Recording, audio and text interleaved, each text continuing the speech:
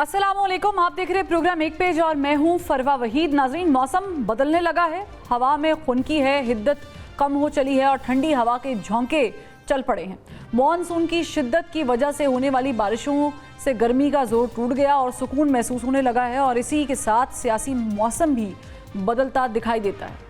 पाकिस्तान तहरीक इंसाफ जो कल तक एक के बाद एक मुकदमे के शिकंजे में फंसती जा रही थी, अब एक के बाद एक मुकदमे में रिलीफ ले रही है। पहले शाह महमूद कुरैशी बरी हुए और आज 9 मई के 8 केसेस में इमरान खान साहब को जमानत मिल गई।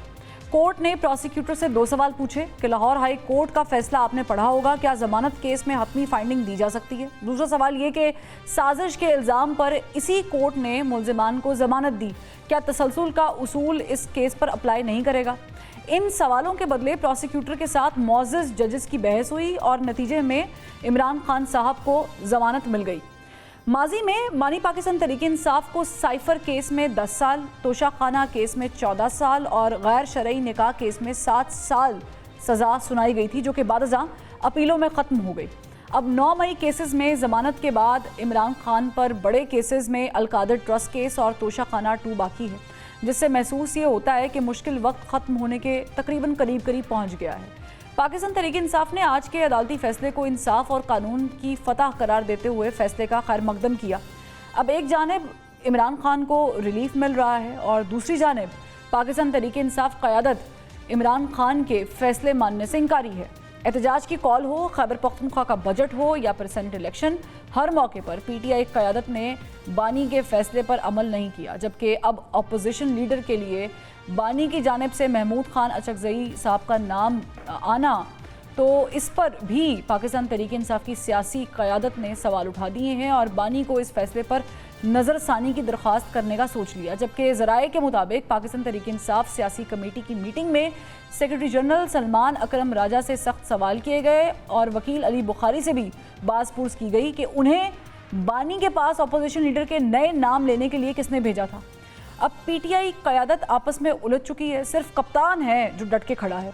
और अगर सियासी मौसम बदल रहा है, रिलीफ की फ़िज़ा बन गई है और सिद्क़े दिल से माफ़ी के तकाजे भी राह में हायल नहीं रहे, तो फिर हर रात के बाद सुबह तो होती है, तो कैद के बाद रिहाई भी शायद मिल ही जाएगी।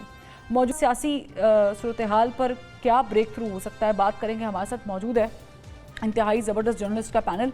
अदर काज़मी साहब हमें ज्वाइन कर चुके हैं, सीनियर एनालिस्ट हैं, जर्नलिस्ट हैं। शौकत पराचा साहब हमें ज्वाइन कर चुके हैं, सीनियर एनालिस्ट जर्नलिस्ट हैं। दोनों का बहुत शुक्रिया। शौकत पराचा साहब, पहले शाह महमूद कुरैशी साहब की बरियत और फिर इमरान खान साहब की इकट्ठे 8 केसेस में बरियत, आप कैसे देख रहे हैं इसे? मामला कहीं और तो नहीं चल पड़े? आज के केस की पहले बात कर लेते हैं। मुझे तो बड़ी खुशी हुई कि पीटीआई ने बतौर सियासी जमात इस फैसले को वेलकम किया है। अदालत का फैसला वेलकम ही किया जाता है, लेकिन ये अभी कल की बात है, परसों की बात है। बार बार हम सुनते थे कि ये 26वीं तरमीम से बनी हुई अदलिया है, ये कंप्रोमाइज्ड अदलिया है, ये अदलिया तो इंसाफ का खून करती है। तो आज कम अज कम मुझे तो खुशी हुई कि इस फैसले से पीटीआई की क़यादत, उन्होंने प्रेस कॉन्फ्रेंस की, कोई ज़राए से मैं नहीं बता रहा, आपने भी जिसका जिक्र किया, तो इदारे मुल्क में हैं। ज़ाहिर है एग्रीव पार्टी कभी शिकायत भी करती है और माजी में भी शिकायत की जाती रही, लेकिन पीटीआई ज्यादा चढ़ाई किए हुए थे 26 तरमीम के हवाले से। आज मुझे तो इस बात की बड़ी खुशी हुई कि उन्होंने अदालत की तारीफ की। तो क्या ये सिलसिला जारी रहेगा? अब अदालती फैसलों का एहतराम किया जाएगा, वो चाहे 26वीं तरमीम में कॉन्स्टिट्यूशनल बेंच बना हो या फिर सुप्रीम कोर्ट के दीगर बेंच हो। हाँ, ये भी हो सकता है कि case to case, issue to issue अपना रद्द अमल पीटीआई देती रहे। जहाँ तक शाह महमूद कुरैशी साहब, मखदूम साहब का ताल्लुक है, उन्होंने देखे ना 2-3 मूव ली थी। नंबर 1, उन्होंने डॉक्टर यास्मीन साहिबा और मियां महमूद रशीद, उमर सरफराज चीमा, इनके साथ पहले एक खत लिखा था कि सियासी लोगों के साथ बात की जाए, लेकिन दूसरे दिन खान साहब का अपना ट्वीट था कि मुज़ाकरात का वक्त गुजर गया। फिर मखदूम साहब ने पहले भी मशवरा देने की बात की थी। ये कोर्ट में भी जब उनकी बरियत हुई तो इसमें कोई शक नहीं है कि उस दिन मखदूम साहब कराची में थे। 9 मई की बात कर रहा हूँ, जिस दिन ये फौजी तनसीबात पर हमले किए गए। उन्होंने अपनी जिसे लीगल लैंग्वेज में एलिबाई कहते हैं वो एस्टेब्लिश किया और उनकी बरियत हो गई। अलबत्ता आज का जो फैसला है, जो आप रिलीफ की बात कर रही हैं, मैं जरूर कहूंगा कि अभी तो इसके इम्तहान और भी हैं क्योंकि GHQ वाला केस रहता है। फिर एक और बात भी है कि जमानत होने का डजंट मीन नेवर मीन्स के केस चलेगा और फिर वो बरियत ही हो जाएगी। शिबली फराज साहब भी जमानत पे थे लेकिन उनको 10 साल की कैद हो गई। तो इसलिए जो फौरी रिहाई वाला सारा दिन टीवी चैनल भी बताते रहे, कोर्ट रिपोर्टर भी बताते रहे कि इतने सारे केसेस में उनकी जमानत हुई है, तो क्या वो बाहर आ सकेंगे? अभी तो वो नहीं आ रहे। GHQ पर हमला वाला केस ज्यादा संगीन है, वो अभी तक चल रहा है। ठीक है, बड़ा अच्छा आपने इसको स्केच आउट किया है पराचा साहब। अतर साहब, बिल्कुल GHQ वाला केस मौजूद है। अच्छा, टू सम एक्सटेंट ये खबरें भी बाहर कहीं ना कहीं से आती रही कि शायद चूँकि फैज़ हमीद साहब कैद में है या उनका ट्रायल चल रहा है, कुड बी पॉसिबल कि he can be a witness, या जो हम वादा माफ़ गवाह एक आम ज़बान में लफ्ज़ इस्तेमाल करते हैं। तो एक तो ये भी जिसे कहते हैं कि तलवार अभी तक मौजूद है। दूसरा ये कि how do you see it, क्योंकि हम इसे रिलीफ कह लें या हम इसे इंसाफ कह लें, दोनों सूरतों में कुछ तो बर्फ पिघलती हुई नजर आई है ना। देखिए, मुझे नहीं पता कि फैज़ हमीद साहब किसी मुकदमे के अंदर गवाह हैं या नहीं है। जब तक किसी अदालत के अंदर बाकायदा कोई ऐसा डॉक्यूमेंट नहीं आएगा तब तक तो टू बी ऑनेस्ट इसके ऊपर राय कायम नहीं की जा सकती। खबरें तो मुख्तलिफ किस्म की गर्दिश करती रहती हैं। अगर आज का भी आप केस देख लें, इंपॉर्टेंट चीज़ तो ये है कि लाहौर हाई कोर्ट ने किस बुनियाद के ऊपर ये फैसला किया था। क्या जो अब तफसीली फैसला लिखेगी मोअज़्ज़िज़ अदालत, जो बेंच लिखेगा, उसके अंदर उन चीज़ों को एड्रेस किया जाएगा। और इसलिए कि बड़े सीरियस किस्म के क्वेश्चन आज सुप्रीम कोर्ट में उठाए गए, पूछे गए कि जनाब कैसे लाहौर हाई कोर्ट ने ये फैसला कर दिया। तो एक बड़ी सीनियर फोरम है लाहौर हाई कोर्ट, तो उसके फैसले के ऊपर काफ़ी ज़्यादा वहाँ पे क्वेश्चंस उठ रहे थे। तो अब देखते हैं कि उस फैसले जो तफसीली फैसला आता है सुप्रीम कोर्ट का, उसके अंदर क्या कुछ होगा। दूसरी बात यह है कि ये जो जमानतें हुई हैं, क्या कोई बरियत होगी? नहीं, बरियत तो नहीं हुई है जी। ये तो देखे ना, जमानत हुई है, जमानत के बाद भी केस चलता रहता है। और फिर इस वक्त भी अगर आप तोशा खाना को भी छोड़ दें, अलकादर को भी छोड़ दें, तकरीबन 40 के करीब दीगर मुकदमात हैं जहां पे खान साहब की अभी जमानतें होनी है। जो 26 नवंबर वाले मुकदमात हैं, जो इस गुज़िश्ता बरस दर्ज किए गए, उससे पहले जिसमें टैक्सला में मुकदमात हैं, हसन अब्दाल में हैं, दीगर जगहों पे हैं। देखें ना, जहां पे पता चले कि जिले शाह के कत्ल का मुकदमा में भी इमरान खान नामजद है, तो ये एक अगर कोई समझ रहा है कि इमरान खान साहब को आज जमानत हुई और कल वो रिहा हो जाएंगे, मुझे ऐसा होता हुआ नजर नहीं आ रहा। ये एक प्रोसेस है। मुझे तो लगता है कि अभी इस हद तक उनको जमानत जरूर मिली है, लेकिन उनकी रिहाई वाली जो बात की जा रही है वो मुझे फिलहाल होती भी उस तरह नजर नहीं आ रही। रिहाई तो एक्चुअली हुई नहीं, क्योंकि ऑलरेडी दीगर मुकदमात भी तो मौजूद हैं। लेकिन वो बरियत या यूँ कह लें कि ज़मानत के बाद ये होता है कि केसेस तो चलते रहते हैं, जो पराचा साहब ने भी बात की, जिसमें उन्होंने शिबली फराज साहब का जिक्र किया मिसाल के तौर पे। तो हम इसको इस तरीके से, या यूँ कह लें कि PTI के फॉलोअर्स इस तरीके से इसको फोर्स ही कर रहे हैं। बट इसमें एक और पॉइंट है अतर, वो ये है कि क्या जो हम सिनेरियो देख रहे थे अब से कुछ दिनों पहले, जिसमें हमने उमर अयूब साहब को सज़ा होते हुए देखी, यास्मिन राशिद साहिबा को सज़ा होते हुए देखी, on the other hand Shah Mahmood Qureshi साहब को जो रिलीफ मिला है, और जो आज खान साहब के केस में भी पेशरफ्त हुई है, ये क्या पिक एंड चूज कहेंगे इसको या यूं कहेंगे कि क्योंकि ऑन दी अदर हैंड जो प्रोसिक्यूशन है, आई एम सॉरी लेकिन वो बड़ी वीक रही है। इमरान खान साहब पे 3 बड़े मेजर केसेस थे, साइफर वाला केस था, सज़ा हुई, बरियत हो गई, वो कुछ नहीं बना उसका केस। गैर शरई निकाह मैंने जिक्र कर दिया, तोशा खाना 1 जिक्र कर दिया। यहाँ पर भी आपको लगता है कि प्रोसिक्यूशन बड़ी वीक होती जा रही है? देखिए, प्रोसिक्यूशन के तो सारे केसेस जो हैं वो हमारे सामने हैं। आज भी सलमान सफदर साहब जो इमरान खान साहब के वकील हैं, उनसे किसी साफी ने पूछा कि जी आपने ये मुकदमा जो लड़ा, इस हवाले से आप क्या कहेंगे? उन्होंने कहा कि ये मुकदमा इतना वीक था कि मुझे तो लड़ने की जरूरत ही नहीं थी। मोहसिस जज साहिबान खुद ही सवाल कर रहे थे। और फिर जिस किस्म के उसके सबूत हैं और जिस किस्म की बात होती है, 9 मई को पूरी कौम को पता है कि 9 मई वाले दिन तो इमरान खान साहब जो है गैर कानूनी हिरासत में थे। ये मैं या कोई और सहाफी नहीं कहता, ये सुप्रीम कोर्ट का फैसला है कि खान साहब को उस वक्त की हुकूमत ने गैर कानूनी तरीके से इस्लामाबाद हाई कोर्ट से उठा लिया। तो वो तो देखे ना, कोई ऐसा सबूत आपको नजर नहीं आया, कोई जो गवाह भी अब तक बताए गए या सामने आए, वो भी आपको पता है प्रोसिक्यूशन के अपने पुलिस वाले गवाह हैं। माजी में तो हुकूमत वाले दावे करते रहे कि नाकाबिले तरदीद शवाहिद हैं, ये चीज है वो चीज है। वैसी चीज तो अभी तक कोई उस तरह की चीज सामने नहीं आई। तो मुकदमात में तो उतनी उस तरह जान आपको नजर नहीं आती। जिनको सजाएं हुई हैं वो भी आप देख लें कि जी शाह साहब का तो एलिबाई मान लिया गया, लेकिन जिन लोगों को कुछ और ने एलिबाई दिया उनका एलिबाई नहीं माना गया। तो ये क्वेश्चन बिल्कुल आप दुरुस्त कर रही हैं कि मलिक अहमद बजट साहब की एग्जांपल हमारे सामने है। जी सर, जरताज गुल साहिबा ने वीडियोस जमा करवाई कि वो डीजी खान में थी, बल्कि वो एक शादी में थी। तो उनको भी फैसलाबाद वाले या दीगर मुकदमात के अंदर उनको भी सजा दे दी गई। तो मसला ये है कि वो तो केसेस के अंदर बहुत सारी ऐसी चीजें हैं जिनके ऊपर बहस हो सकती है, लेकिन इसीलिए तो अदालती फोरम्स मौजूद हैं। अगर कोई फैसले के अंदर लकूना है, कोई ऐसी चीज है, तो फिर वो हाई कोर्ट में भी जाएंगे, सुप्रीम कोर्ट में भी जाएंगे और वो सारी चीजें सामने आ जाएंगी। ठीक है, जो केसेस ज़ाहिर कोर्ट में चल रहे हैं उसका फैसला तो अदालत ने करना है, लेकिन प्राचा साहब इतने बड़े बड़े केसेस हमने डिस्कस किए हैं टीवी स्क्रीन्स पर बैठकर भी, जिसमें मैंने अभी जिक्र कर दिया 3 बड़े केसेस जिसमें सज़ा भी हुई और फिर बाद रिलीफ भी मिल गया। ये भी कोई छोटे केसेस नहीं थे या नहीं है, जिसका जिक्र आप भी कर चुके, अतर भी कर चुके, मैं भी कर चुकी। आपको लगता है कि ये भी उन्हीं केसेस की मानंद साबित होंगे या अभी इश्क के इम्तिहान वाकई और हैं? हम माजी वाले केसेस पे बात कर सकते हैं क्योंकि वो उनके फैसले आ चुके, और वैसे वो इलेक्शन से पहले जिन 3 केसेस की आप बात कर रही हैं, इलेक्शन से पहले जिस हेस्ट बड़ी जल्दी में सुनाई जा रही थी, वही हेस्ट वाली बात कर रहा हूँ। तो उन दिनों में हम खुद भी कहते थे कि ये सस्टेन नहीं कर सकेंगे जिस तरह से सजा दी जा रही है। मसलन एक केस में था कि वो जो बयान रिकॉर्ड करना था वो बयान ही नहीं रिकॉर्ड किया गया था, और उसी वक्त पता चल गया था कि पहली हेयरिंग पे ये उड़ जाएगा। माजी में भी हम देखते रहे इसी तरह की सजाएं हुई, वो उड़ती रही। लेकिन ये अब जो आने वाले केसेस हैं, वन कैनॉट प्री जज। मतलब GHQ वाला हमला केस है, मुझे नहीं पता वो उसकी हेयरिंग कहाँ पे है, लेकिन आज जो अदालत की तरफ से सवालात पूछे गए, इट मीन के जुडिशल जो स्क्रूटनी है वो इस केस में नजर आई हमें। वाकई वैलिड सवाल है ना कि भाई आप जिस ग्राउंड पे वहां पर जमानत हुई है उसमें क्या नक्स है, उसमें क्या लेकुना है।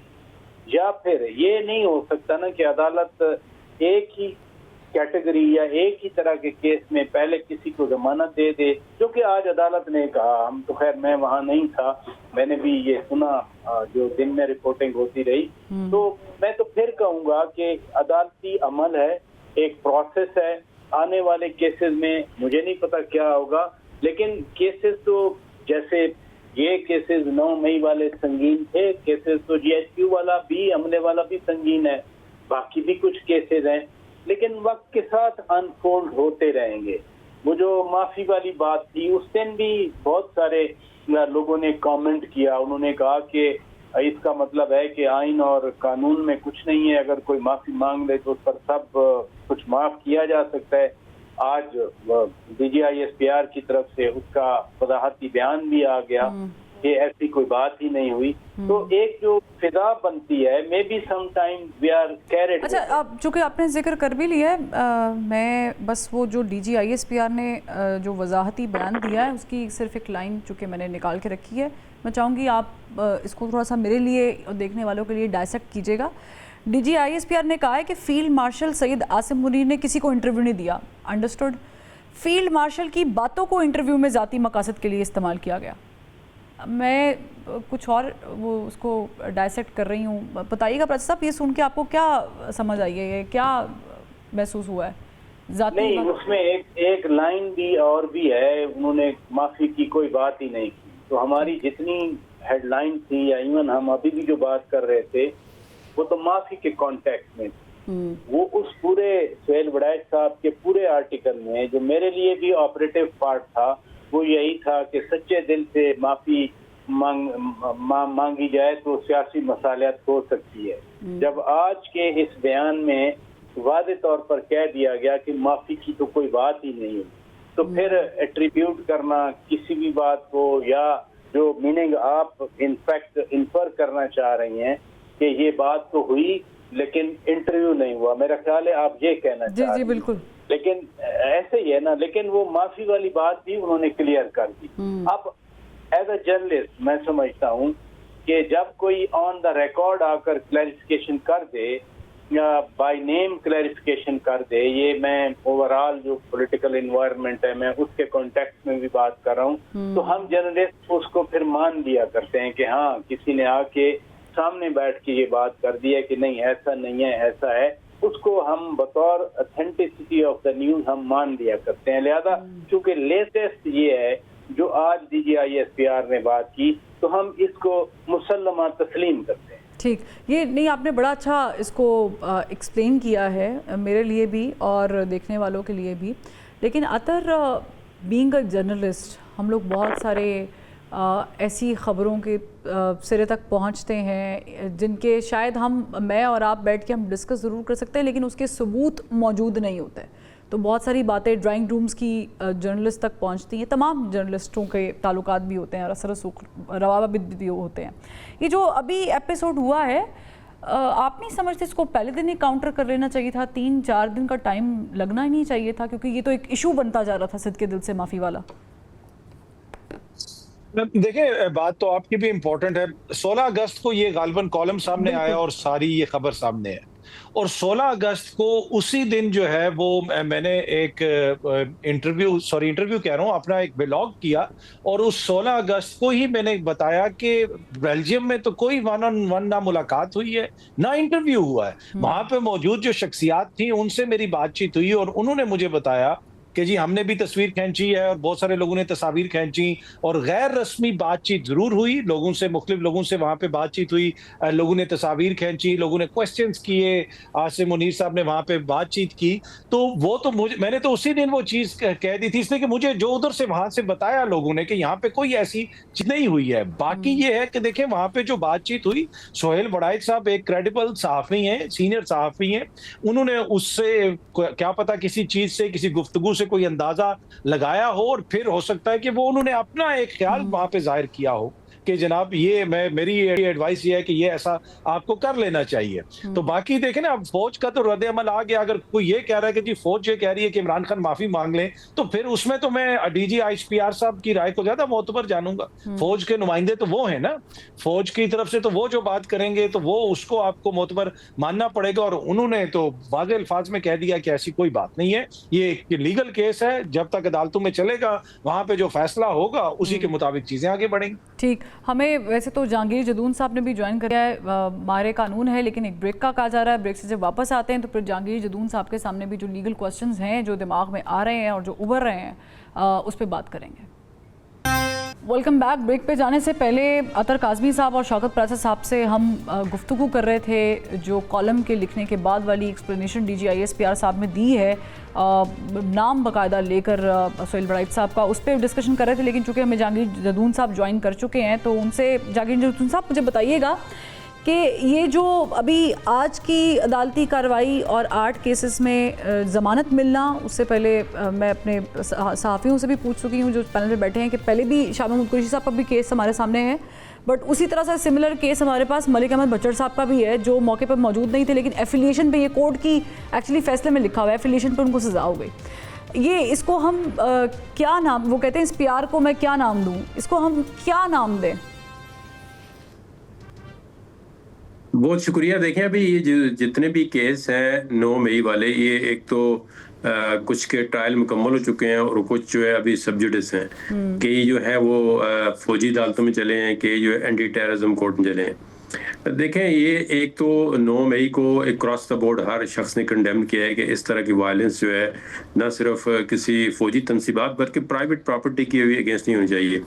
लेकिन उस वाक़े को आप अगर पॉलिटिकल विक्टिमाइजेशन के लिए इस्तेमाल करेंगे, विच हंटिंग के लिए इस्तेमाल करेंगे, पिक एंड चूज करेंगे, और फिर जो है आपके पास कोई ऐसे शख्स जो है जो नामालूम आपने FIR कर दी है, ऐसे शख्स को बीच में डालेंगे जिनके खिलाफ सब्सटेंशियल एविडेंस नहीं है या उनके खिलाफ आप कोर्ट में केस जो है साबित नहीं कर सकेंगे, या एक सेट ऑफ एविडेंस है उसमें एक बंदे को बरी कर देते हैं, दूसरे को 10 साल सजा थोक के हिसाब से हर जज जो दे रहे हैं, तो इसमें फिर क्वेश्चन मार्क उठेंगे इस पूरे 9 मई के वाक़े पे कि इसको पोलिटिसाइज किया गया है, इसको डिस्क्रिमिनेट किया गया है, इसको पॉलिटिकल विक्टिमाइजेशन के लिए इस्तेमाल किया गया है। तो मेरे ख्याल में मतलब है जो प्रोसिक्यूशन है या जो लोग ये केस बनाने वाले हैं उनको चाहिए कि इसके अंदर प्रोप्राइटी और फेयरनेस को जो है यकीनी बनाएं, और जिन अशखास के जो वीडियो में नजर आ रहे हैं या वायलेंस की है तो उन्हीं को अपना जो है एक जो प्रोसिक्यूशन का केस है उन्हीं के खिलाफ बनाएं। बाकी जो इस वाक्य को अगर आप अपने डिस्क्रिशन में यूज करेंगे, एक तरफ आप कहते हैं जी ये तो अवाम ये किसी अदारे का नहीं बल्कि अवाम का मुकदमा है, तो अवाम के मुकदमे को तो फिर आप अपनी मर्जी से ना चलाएं ना, फिर जो आपको रूल ऑफ लॉ कहता है, आइन कहता है, कानून कहता है, उसके मुताबिक चलाएं, और इसके अंदर कोई डिस्क्रिमिनेशन नहीं होनी चाहिए। अगर आप डिस्क्रिमिनेट करेंगे तो फिर बड़े इशू बन जाएंगे, फिर इस पे क्वेश्चन मार्क। आप देखें ना आज का जो वाकया है उसमें जमानत हो गई है सारे केसों में, लेकिन अब जमानत को टाइम कितना लगा है इसके अंदर ये जरा देखना पड़ेगा कि इतने अरसे के बाद जो है आप अगर एक रिलीफ देते हैं तो फिर इसको लटकाना नहीं चाहिए, देर नहीं करनी चाहिए। जो भी सजा जजा बनती है फौरन दे ताकि अगले फोरम को अप्रोच किया जाए। अगर एक शख्स में देखे ना 2 साल जेल के अंदर रहता है, तीसरे साल में उसकी जमानत होती है, 5वें साल के बाद वो बरी हो जाता है, तो फिर जो 5 साल वो जेल में गुजार चुका है उससे क्या स्टेट कंपनसेशन देगी? क्या जिस बंदे ने FIR में उसका नाम डाला है या नामालूम में उसको 161 की स्टेट में या लेटर ऑन किसी सप्लीमेंट्री स्टेट में उसका नाम डाला है, क्या उसको कोई सजा होगी? तो हमारे मुल्क में इस तरह का कोई सजा जजा का तो निज़ाम मौजूद अभी तक नहीं है, न ही किसी को सजा हुई है। जो भी लोग केस में जहांगीर जदून साहब के प्रोसिक्यूशन की वीकनेसेस भी बड़ी खुल के सिर्फ इस केस में नहीं दीगर केसेस में भी सामने आ रही हैं। चूंकि आपने जिक्र कर लिया है ये इस केस का, तो मेरे जहन में एक और सवाल उभरा है, थोड़ा सा पॉलिटिकल डिस्कस कर लेते हैं, फिर मैं लीगल जो क्वेश्चन है वो आपकी तरफ लेकर आऊँगी। प्राचा साहब, ये जो अभी हमने देखा कि महमूद खान अचकज़ई साहब का नाम जो है वो दिया गया खान साहब की तरफ से, फिर उस पर सवाल उठे कि ये किसने कहा इतनी जल्दी नाम लाने को। ऑन दी अदर हैंड जो लीगल टर्मिनोलॉजी हम यूज़ करेंगे वो ये है, उसकी पर्सपेक्टिव ये है कि उमर अयूब साहब और शिबली फराज साहब के सज़ा के ऊपर ऑलरेडी स्टे दे चुका हुआ है पेशावर हाई कोर्ट। तो जहांगीर जदून साहब से सवाल ये है कि क्या फिर वो टेक्निकली अभी भी हैं अपोजिशन लीडर, और आपसे सवाल ये है कि क्या पार्टी में कोई ऐसा मौसर बंदा नहीं मिला कि इमरान खान साहब ने जो शफकत और मोहब्बत है वो महमूद खान अचकज़ई साहब की झोली में डाल दी? बात यह है कि आप एक पैटर्न देखें कि 8 फरवरी 2024 के इलेक्शन से पहले जो खान साहब ने डिसीजन किया वो लॉयर्स को सामने लेके आए, और जो पॉलिटिशियन थे PTI में वो मैं ये तो नहीं कहूँगा कि वो इग्नोर कर दिए गए, लेकिन डिसीजन मेकिंग में वो ज़रा बैक फुट पे चले गए, और वो पैटर्न अभी तक चल रहा है। फिर तहरीक तहफ़्फ़ुज़ आईन पाकिस्तान बनाई, जो पावर स्ट्रीट पावर है या जिसमें लोग हैं वो तो ज़ाहिर है PTI के लोग हैं, लेकिन उसका चेयरमैन भी जनाब महमूद खान अचकज़ई साहब को बना दिया गया। इवन तहरीक के लिए जो ऑल पार्टीज़ कॉन्फ्रेंस हुई वो भी सेनेटर मुस्तफ़ा नवाज़ खोखर साहब ने वो सुनाए फैसले जो भी थे उसके, कि ट्रूथ एंड रिकन्सिलिएशन कमीशन बनना चाहिए या फेयरनेस इन दी इलेक्शन को इंश्योर करना चाहिए। तो ये उस कंटिन्यूटी में मैं देख रहा हूँ जिस कंटिन्यूटी में खान साहब अपने जो पार्टी के सीनियर सियासतदान हैं उनको थोड़ा पीछे रख रहे हैं। It could be a strategy. जब टिकटें दी थी इलेक्शन के लिए वकला को ज़्यादा, तो 200 के करीब कोई लिस्ट थी वकला की, तो उस वक्त कहा गया था कि चूंकि केसेस हैं तो वकला जो है वो इसलिए आएंगे कि वो केसेस लड़ेंगे या उनकी वफादारी जो है वो ख़रीदी नहीं जा सकेगी, उनको तोड़ा नहीं जा सकेगा। लेकिन जिस पर्सपेक्टिव में उनको लाया गया था, मसलन PTI सिंबल ना मिला, आज भी सब कहते हैं कि वो फैसला गलत था, लेकिन वो लायर उस फैसले को ठीक ना कर सके। फिर बाद में मखसूस नशिस्तों वाली बात हुई, मखसूस नशिस्तें भी ना हासिल हुई। तो मेरे ख्याल में जिस पर्पज़ के लिए अगर ये स्ट्रेटजी थी जो कि उस वक्त भी कही गई और अब भी सोचा जाता है, तो फिर वो मकासद हासिल ना हुए। और ये उसी कंटिन्यूटी में है कि महमूद खान अचकज़ई साहब लीडर ऑफ दी अपोजिशन बन जाएं, आदम खान स्वाति साहब अगेन वो लॉयर हैं, लॉ ग्रेजुएट हैं, वो सेनेट में अपोजिशन लीडर हो गए।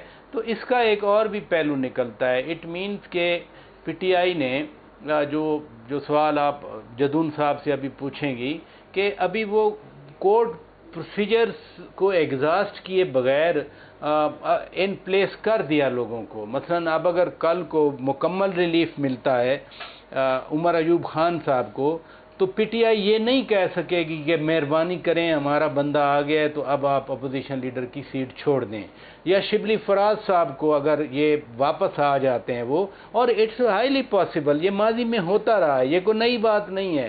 कासिम सूरी साहब ट्रिब्यूनल से डिस्क्वालीफाई हुए, सुप्रीम कोर्ट ने स्टे दिया, अगले 2 साल 1.5-2 साल वो न सिर्फ अपनी सीट पे बैठे रहे बल्कि deputy speaker of the national assembly भी कंटिन्यू करते रहे।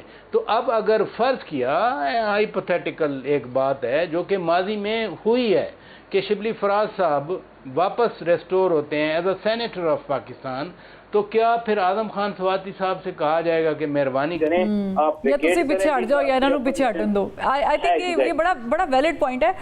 ये इसी को मैं अतर से भी डिस्कस कर लेती हूँ। अतर, लेकिन हम देख रहे हैं कि थोड़ी सी अपोज भी किया जा रहा है इस फैसले को। ये सियासी कमेटी का जो इजलास हुआ है उसमें ज़रा कि पाकिस्तान तहरीक इंसाफ के जो लोग मौजूद हैं उन्होंने खान साहब के इस फैसले को मुकम्मल तौर पर हामी नहीं भरी। तो ये रेजिस्टेंस जायज़ लग रही है आपको, या फिर जो खान साहब कह रहे हैं वो ठीक है, कर देना चाहिए? हर सियासी जमात के अंदर बहस होती है। अब एग्जैक्टली अंदर उनकी क्या बहस हुई वो तो टू बी ऑनेस्ट वो जमात खुद ही बता सकती है। लेकिन क्या ये जो अपोजिशन लीडर का ओहदा है वो इस तरह खाली छोड़ा जा सकता था? अगर इनको ना नामजद किया जाता तो क्या जमात के अंदर से किसी और को नामजद किया जाता? अब आप देखें ना कि क्या पाकिस्तान की तारीख में जमात के अंदर से अगर नॉमिनेट करते तो ये कहा जा सकता था उनको पेशगी कि हम आपको टेम्परेरी अनाउंस कर रहे हैं, अगर ये दोबारा बहाली होती तो हम। लेकिन महमूद खान अचकज़ई साहब को क्या ये पाकिस्तान तहरीक इंसाफ कहेगी? जी, वो मैं उसी तरफ आ रहा हूँ। देखिए ना, पाकिस्तान की तारीख में कभी भी लीडर ऑफ द ऑपोजिशन, कौमी असेंबली, सेनेट और पंजाब इकट्ठे इस तरह फारिग नहीं हुए एक जूनियर कोर्ट के फैसले के ऊपर। जितनी फुर्ती इलेक्शन कमीशन ऑफ पाकिस्तान ने दिखाई है, मेरे ख्याल में उसकी तो पाकिस्तान की तारीख में कोई नजीर नहीं मिलती। आप बता दें कि बैक वक्त इस तरह 3 सीनियर ऑपोजिशन लीडर्स को फारिग किया गया। तो आप एक डिफरेंट माहौल के अंदर ऑपरेट कर रहे हैं। उमर अयूब साहब की बातें पसंद नहीं थी, अगर कल कोई दूसरा वो तहरीक इंसाफ वाला लगाएंगे तो 9 मई में हो सकता है कि वो भी नामजद हो कहीं पे। बाद में पता चलेगा एक बयान में उसका भी नाम आ गया, उसको भी फारिग कर दिया जाएगा। अब अचकज़ई साहब का ये है कि कम से कम उनको 9 मई में ये फारिग नहीं कर सकते, और अचकज़ई साहब जो बातें हैं वो तो उमर अयूब साहब से भी सख्त करते हैं। तो ये मुझे ये लगता है कि ये एक सियासी वो है, ये नहीं है कि कोई अचकज़ई साहब से अचानक बहुत ज्यादा मोहब्बत हो गई है और अचकज़ई साहब से बहुत ज्यादा। मुझे ये लगता है कि ये एक सियासी, जिसको आप चाल कह सकते हैं, एक तरफ से हुकूमत अपनी सियासत कर रही है, दूसरी जानिब से इमरान खान साहब ने ये सियासी फैसला किया है कि अचकज़ई साहब जो है वो लीडर ऑफ द ऑपोजिशन बन जाएं। फिर वो उनका एक बयानिया भी है, वो सबके सामने है, और उनको उस तरह प्रोसिक्यूट करना जिस तरह लीडर ऑफ द ऑपोजिशन को प्रोसिक्यूट किया गया है वो उतना आसान नहीं होगा। बल्कि ये चीज भी डिस्कस हुई, मैं आपको खबर दे देता हूँ कि सेनेट में राजा जो है अलामा राजा नासिर अब्बास साहब, उनको नामजद कर दिया जाए।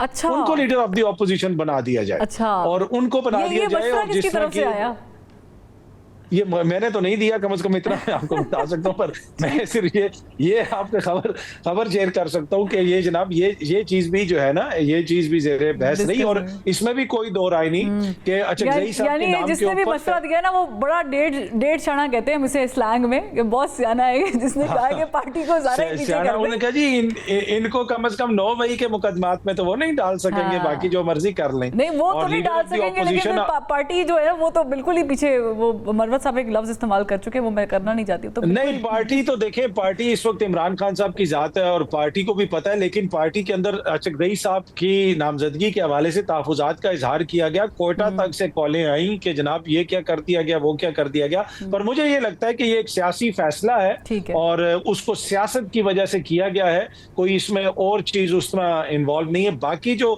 जदून साहब कह रहे थे कि जनाब वो सारी चीजें आइन और कानून के मुताबिक होनी चाहिए, बात तो वैसी ही होनी चाहिए।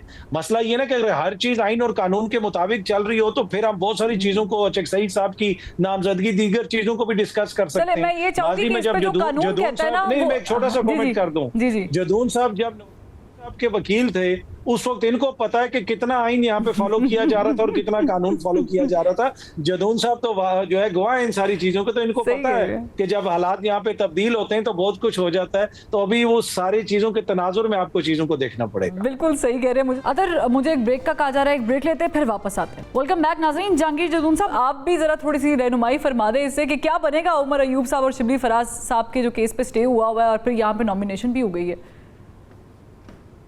देखिए, जब तक स्पीकर का डिजिग्नेशन जो है, ये अपोजिशन लीडर का जो डिजिग्नेशन है सेनेट और नेशनल असेंबली, वो नोटिफाई नहीं होता ना, उस वक्त तक अनसर्टेनिटी रहेगी कि कौन है लीडर ऑफ द अपोजिशन। हाँ, अगर वो स्पीकर वो नोटिफाई कर देता है चकजई साहब को, हो सकता है गवर्नमेंट की तरफ से भी कोई रेजिस्टेंस आए कि अंदर हैंड को इनको बताएं कि कोई और नॉमिनेट कर दें, हो सकता है वो थोड़ा डिले कर दें। एक तो इस तरह अतर साहब ने कहा है इलेक्शन कमीशन जो है वो 500 किलोमीटर की स्पीड पे जा रहा है। पहले जब रिजर्व सीटों का फैसला है तो साल डेढ़ वो टस से मस नहीं हुआ, तो अभी ठक होता है वो फैसला, अभी जजमेंट आती है और इनको डीनोटिफाई, ये तो बहुत बड़ी ज्यादती है ना। ठीक है आप। और दूसरी बात ये थी कि उमर अयूब साहब को ये खतरा था कि अगर वो इस्लामाबाद आते हैं किस जगह पे तो वो अरेस्ट हो जाएंगे। जब तक उनकी जो 10 साल की सजा है वो सस्पेंड नहीं होती ना, उस वक्त तक उनका जो केस है वो डामाडोल है। और देखें उनका बयान जो है वो रिकॉर्ड पे है कि वो चीफ जस्टिस ऑफ पाकिस्तान को कह रहे हैं कि आपकी जो गारंटी है वो उस पर मैं रिलाई नहीं करता कि मुझे अरेस्ट कर लेंगे। जब पाकिस्तान के अदारे इतने कमजोर हो चुके हैं एक मतलब है किसी ताकत के सामने, तो फिर वो उस पे कोई बंदा रिलाय नहीं कर रहा, रिलायबिलिटी बहुत कम है कि कोई कोर्ट आपको बचा सकती है। आपके सामने देखे ना, एक chief justice of Islamabad high court का ऑर्डर पड़ा हुआ है कि जी इनकी मुलाकात कराएं। चाहे मुलाकात देखें कराएं आप, अगर वह तो वैसे उनका राइट है, लेकिन वो आगे डस्टबिन में फेंक देते हैं। कल परसों इसी तरह उन्होंने कहा जी सुप्रीम कोर्ट के अंदर जी कि इनकी फैमिली को बात करने दें, तो सपोज के जी जस्टिस ये फरीदी उनको अलाउ कर रहे थे बात करने, वो कहते हैं जी हमारी मुलाकात कराओ। अब वो ये भी नहीं कह सकता कि नहीं, लेकिन उसने समझदारी की है कि आप ऐसे भी हालात ना पैदा हो जाएं कि chief justice of supreme court एक ऑर्डर दे और जो है वो उसको इम्प्लीमेंट ना किया जा सके। जिस तरह पहले हमने देखा है पूरी सुप्रीम कोर्ट ने एक ऑर्डर दिया है रिजर्व सीट पे, वो इम्प्लीमेंट नहीं हुआ। तो लीगल इसमें बड़े इशू हैं।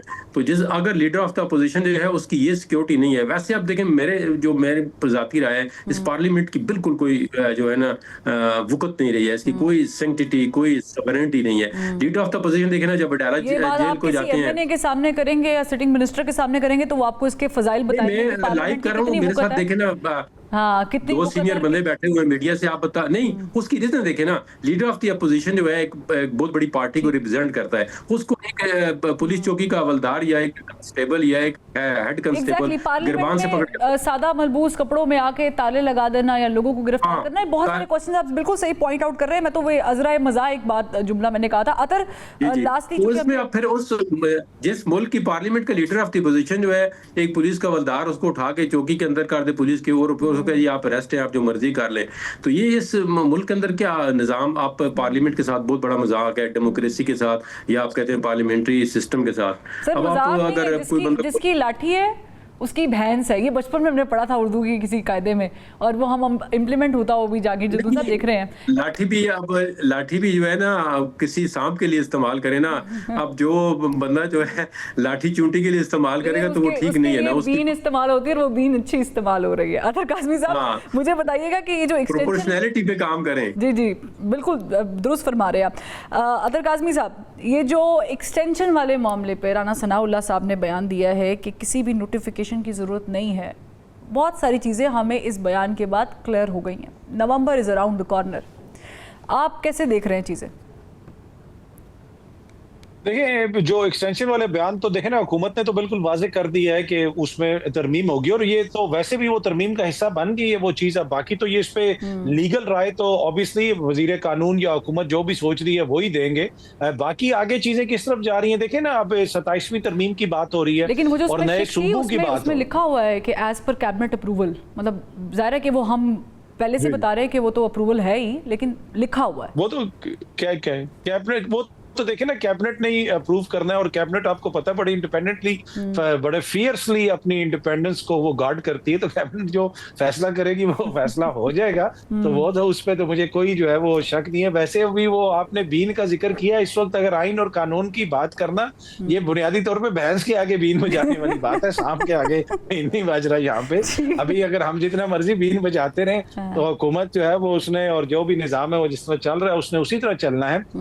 लेकिन एक चीज है, टू बी ऑनेस्ट, के देखें, अगर आपने निजाम को आगे लेके चलना है उसमें सबका किरदार है, सियासी जमातों का, चाहे अभी आप इक्तदार में हो या आप अभी अपोजिशन में हो, इन्होंने कुछ फैसले करने हैं बड़े क्लेवरली। जब आप हुकूमत में होते हैं उस वक्त तो आपको कुछ नजर नहीं आता, चाहे वो तहरीक इंसाफ वाले हों।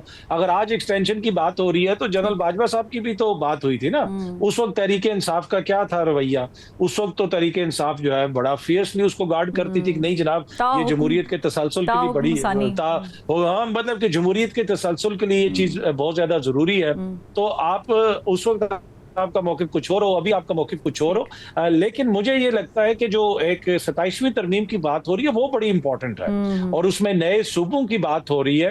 बाकी तो जो डिटेल्स आएंगी, लेकिन अगर इस सियासी निज़ाम को हमने बेहतर करना है और ये जेन्युइनली अगर अवाम की बेहतरी के लिए किया जाए तो नए एडमिनिस्ट्रेटिव यूनिट्स की पाकिस्तान में जरूरत है। अब लेकिन वो किया इसलिए जाए फैसला कि वो अवाम की सहूलत के लिए किया जाए, ये नहीं कि कोई अपना उसमें सियासी फायदा हो या कोई और मकसद हो। तो वो जो नए सूबों की बात हो रही है वो बड़ी इंपॉर्टेंट है। सो फार जो रिकॉर्ड है उसमें तो मुझे अवामी फायदा नजर नहीं आता है, लेकिन चूंकि इंपॉर्टेंट पॉइंट उठा लिया 27वीं तरमीम का प्रोसेस। अब पाकिस्तान पीपल्स पार्टी ना कैबिनेट का हिस्सा है ना उन पर बली आएगी अगर कुछ भी होता है, और कल को फ्यूचर में कभी कोई रिग्रेट भी होता है तो भी पाकिस्तान पीपल्स पार्टी सुरखरू हो जाएगी। अच्छा मूव समझते हैं आप? नहीं, लायबिलिटी तो आएगी ना। अच्छा, आईनी तरमीम कोई पर राजा साहब वो नहीं मानते। नहीं, सुने, आईनी तरमीम पीपल्स पार्टी के बगैर नून लीग अकेली तो नहीं कर सकती। 2/3 मेजॉरिटी चाहिए। इस वक्त चलें, नून लीग के पास सिंपल मेजॉरिटी तो है, लेकिन 2/3 मेजॉरिटी जिसमें अगर नए सूबे बनते हैं तो आपको आर्टिकल 1 अमेंड करना है, 55 अमेंड करना है, जो असेंबली के सूबाई असेंबलियों के रिलेटेड आर्टिकल्स हैं वो आपको अमेंड करने हैं। इट्स अ पैकेज ना। उस अमेंडमेंट पैकेज में खाली नून लीग नहीं कर सकती, जिम्मेदारी का तयन तो बाद में होगा। मे भी अच्छा लगे सबको, मे भी आवाम के फ़ायदे के लिए हो जाए। अगर NFC अवार्ड में तब्दीली करनी है तो वो भी आपको पीपल्स पार्टी की रजामंदी चाहिए। अगर फाटा को रेस्टोर करना है, अगर KP से दोबारा अलहदा करना है, उसके लिए भी आपको आईनी तरमीम चाहिए। आर्टिकल 1 जो है उसको अमेंड करना है। तो ये बातें तो हो रही हैं, और लॉ मिनिस्टर आदम नज़ीर तारड़ साहब ने तो कौमी असम्बली के फ्लोर पे भी ऐसी बातें कर दी। लेकिन ये है कि एक्सेप्टेबिलिटी, मसलन सूबों का शेयर अगर कम होता है NFC अवार्ड में, या पीपल्स पार्टी के लिए जो मैटर ऑफ कंसर्न, बिलावल साहब ऑलरेडी बोल रहे हैं इस पर, मैं बोल रहे हैं, इसीलिए कह रहा हूँ कि ये कैनाल वाला इशू आपके सामने है ना। इधर इस्लामाबाद में सब कहते थे नहरें बनेगी, मैं कहता था नहीं बनेगी नहरें, और नहीं बनी नहरें। इसलिए चीज़ें जब अनफोल्ड होंगी, लेकिन ये 3-4 चीज़ें जिनकी तरफ कादमी साहब ने निशानदेही की, इसके लिए तो आपको फुल पैकेज चाहिए। मसलन फाटा अलहदा करना है तो PTI भी ऑन बोर्ड होगी, क्योंकि 239 क्लॉज 4 के तहत सूबाई असेंबली ने भी 2/3 मेजॉरिटी से वो रेजोल्यूशन पास करनी है, तब जाके किसी सूबे की जो बाउंड्रीज हैं वो चेंज हो सकती हैं। बाकी सूबों में भी रेजोल्यूशन आएंगी, सिंध असेंबली में भी इसी तरह। बहुत शुक्रिया आपका भी जहांगीर जदून साहब, thank you so much for joining us. सत्तर काज़मी साहब, thank you for being on the show. नाज़रीन, प्रोग्राम का वक्त ख़त्म हो गया है, अगले हफ्ते फिर मुलाकात करेंगे, तब तक के लिए अल्लाह हाफ़िज़।